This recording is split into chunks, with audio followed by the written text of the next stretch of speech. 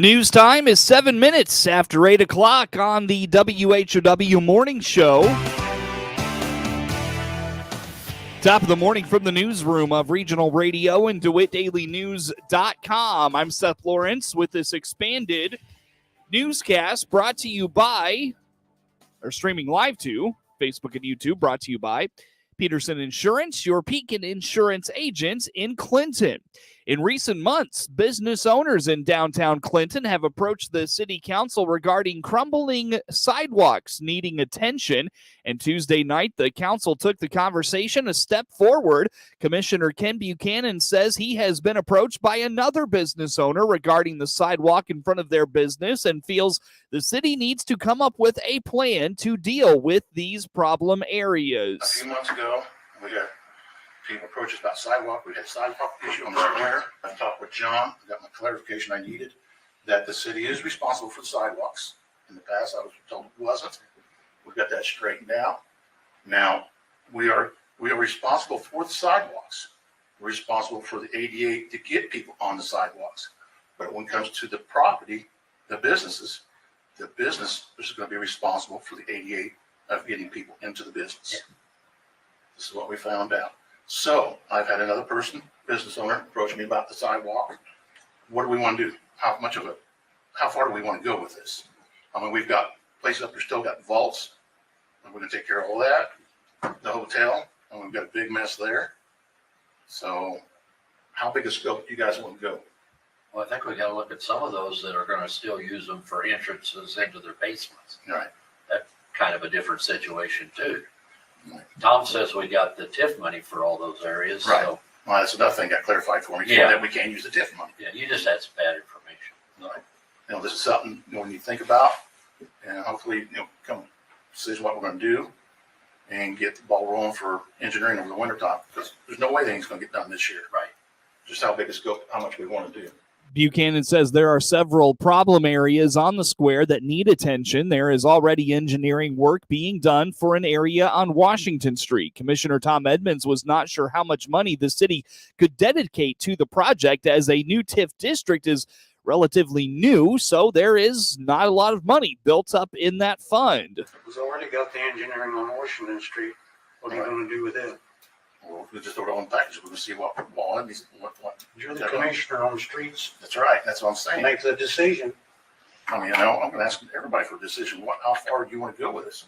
I mean, Well, we've pretty much already committed to the Washington Street. Right. So we need to keep moving Right. with that. right. Thank you. And then see where the TIF money will let us go to the most necessary parts. Would you agree, Tom? Yes, I would. You're just going to have to see where the most needed parts are. And then as we get more money and TIF or whatever, we can finish. Public Works Director Steve Lobb suggested doing the work all at once. He says it would be more economical for pricing rather than doing one project at a time around a year apart. He notes it would all depend, though, on how much money is available. According to Lobb, he is looking to the council for guidance on this. I mean, the only comment we might want to look at, again, how much money is available, identify ourselves, the ones that we deem the most pressing, and move in that direction. I mean, but again, if the council doesn't have a flavor for that, we just need to know what you want us to bring back to you. Do you want an entire business district project? Do you want something different? That's all I'm looking for. What is it that we need to do up there in you guys' opinion? I think the way Steve said it is hit the urgent areas and see where the money goes. And you guys should be able to come up with that. Lobb again stressed the council needed to be the one to give directives, but the conversation was ended with nothing decided.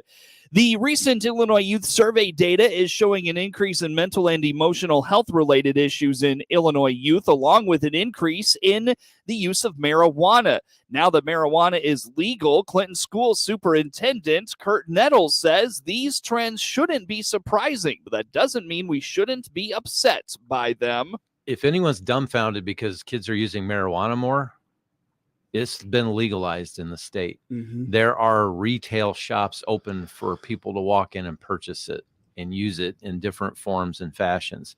I travel to Normal, Illinois for church every week. And unfortunately, they built one of those places right next to our church building. And that place is full. And I'm not there on Friday nights, hardly ever.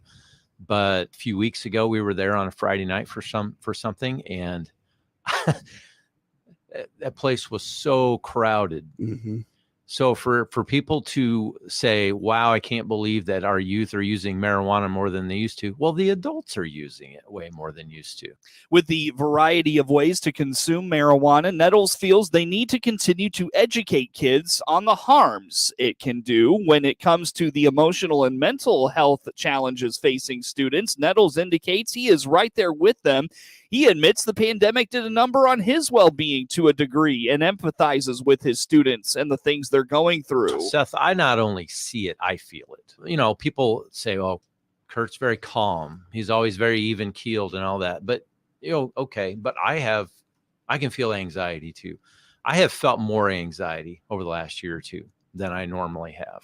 Nettles believes as adults we need to do a better job showing kids healthy ways to deal with stress and anxiety. Get news anytime at DeWittDailyNews.com. DeWittDailyNews.com is the area's leading local news source 24 hours a day, 7 days a week. Get the latest local news, obituaries, police blotter, weather forecast, and more with no paywall. Head to DeWittDailyNews.com to get the local information you need to know. For the latest in Central Illinois agricultural news, visit IllinoisFarmRadio.com.